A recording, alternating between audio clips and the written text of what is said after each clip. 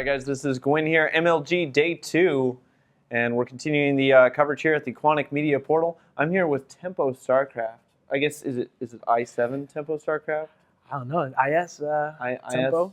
Temp0 with the 0? Yeah. The 0. Make sure you note that.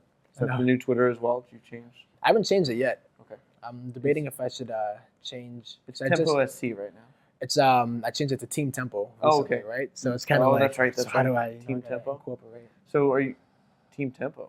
Yeah. You start your own team? And then... Now this is like all my followers and my fans. I was like, like, we all we're gotta come together, okay. pretty much. It's like family, So I like it. I like it too. I'm glad you like it because I wasn't sure how it would be received. I think it's a good plan. I think so too. All right, so let's talk a little bit about, obviously, for those people who might not know, Temp0, super well known for doing a lot of musical, stuff for the community. You've done, just some live performances, as well as you've had a bunch of YouTube content, which is pretty awesome. Yeah. So talk to me a little bit about how you got started in music in general, just outside of everything. It's funny too, because I think when I first, I think when I was really young, I didn't listen to any music at all. Okay. Like at all. I don't know why. I never listened to the radio. I kind of just was playing video games, hardcore, and I didn't even listen to music when I played.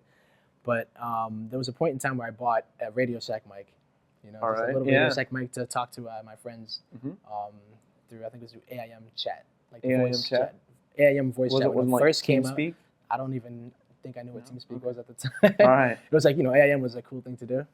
And one random day I had an instrumental thing, so I just decided to write to it and put the microphone, the Radio Shack mic, to the speaker at the same time and did one-take songs and pretty much got addicted to doing that.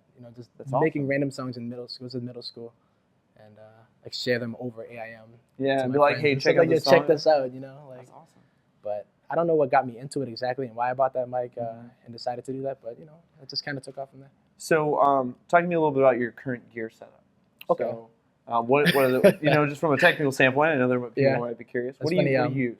My home studio is literally, it's a mic, an interface. Which mic? I think it's an AKG. Yep.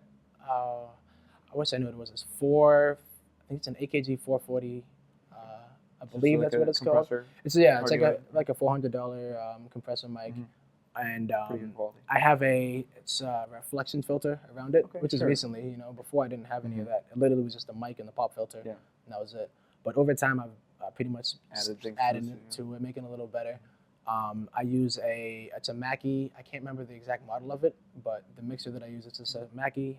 It's a little kind of 8-channel, or is it a 4-channel? It's I want to say, I think 4-channel. 4-channel one. Got the XLR ends for phantom power. For And then I run it through an M-Box. M-Box? Yep. Of course. Using Pro Tools then? I just recently started using Pro Tools. I used to use Audition, Adobe Audition. Which is great. Yeah. Great as well. So when you set out to start doing a piece of song, like let's say you're like, hey, I have this great idea. What's the first thing in your creative process?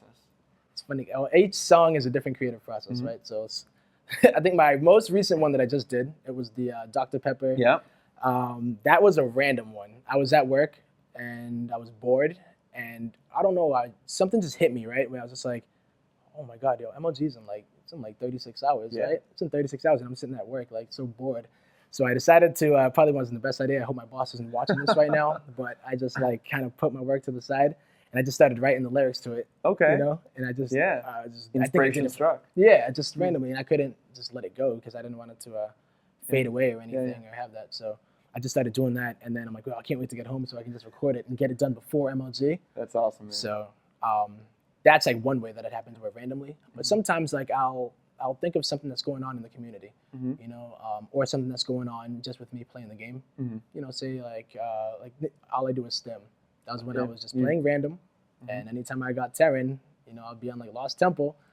Before Shattered Temple. 1T, 2T, 3T, yeah, buddy. 1A, 1A, 2A, 3A? All day, man. And that's literally all I did. And I just made a song about it. And I feel like when you kind of portray those feelings and the emotions and just the fun part of StarCraft too, just learning it and things that people can relate to, So like that's the main thing. I try to do things that people can relate to and, just making music and I feel like music is pretty universally accepted, right? So it's a nice media, luckily. So it's really fun to do too, you know, and I enjoy doing it. So I think that's really, really what it keeps me doing it. So it doesn't feel like a job or anything. I'm just doing it. Fun. People love it, and you know, I get people here and they support. Like the support is so tremendous. I swear, you know, I've never had that before where people come up and like, yeah, I was gonna quit the game, and I put on Gwin, I'm Grandmaster, and now I'm, you know, I just broke into Grandmaster. You know, and he'll show me like his screenshot.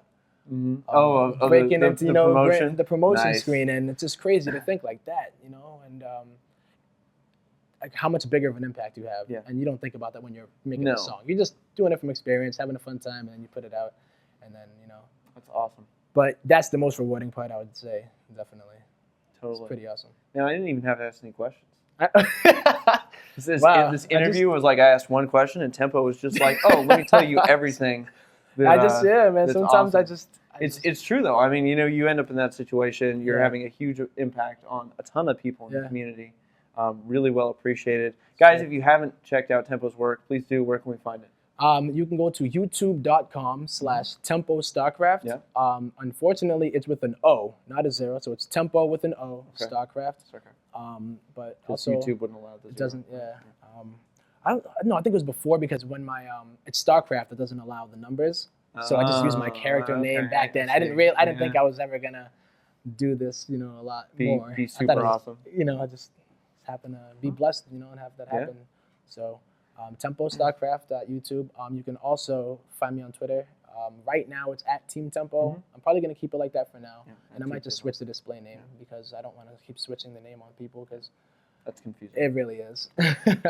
So one follow-up question then. Sure. You recently joined i7. Oh, yep. Talk to me about that. Hey, Infinity 7. So I first met Jin. She was Jigna? Yeah, Jigna, she's the manager of it.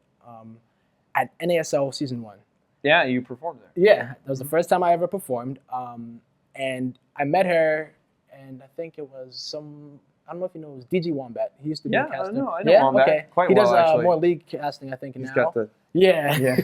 He's quite a character. He is a character.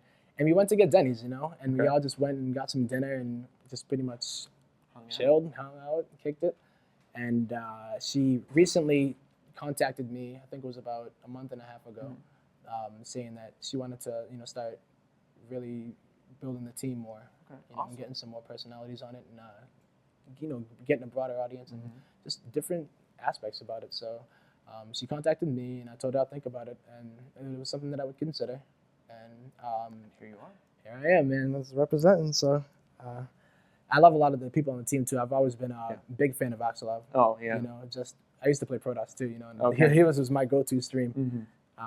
Such a smart player. Yeah, seriously, he knows so much, and he can express. He didn't explain it so well. I think that's a big thing, because you can be smart too, but sometimes it's hard to explain it to someone else that doesn't know as much, you know. Yeah. And he was definitely one of the people that I used to always watch. And just that experience by going out to, you know, just get a random Denny's with Jen, those emotions kind of definitely influenced the decision. Awesome. So. Well, it's you know, it's good to hear you found a home on a team, and you know, to represent something bigger than myself. You've always got your own stuff still going for you. So guys, please check out Tempo's work online at his YouTube page. Any last shout outs you'd like to make? I always do it. I got to shout out my mom. I'm gonna shout out my new fam, Infinity 7, and also I would like to shout out to InfernoIndustry.com. Okay. That's actually a site that we do sell some shirts. Some Tempo themed shirts. Awesome. They got like a 1M Grandmaster shirt. All I do is stim shirt. And, you know, I don't know my sponsors yet, but I shout out to them. Of course. Well, with that, I think we're going to wrap this up. This is Gwin here with Quantic. We'll be back with more media coverage later in the afternoon here at MLG.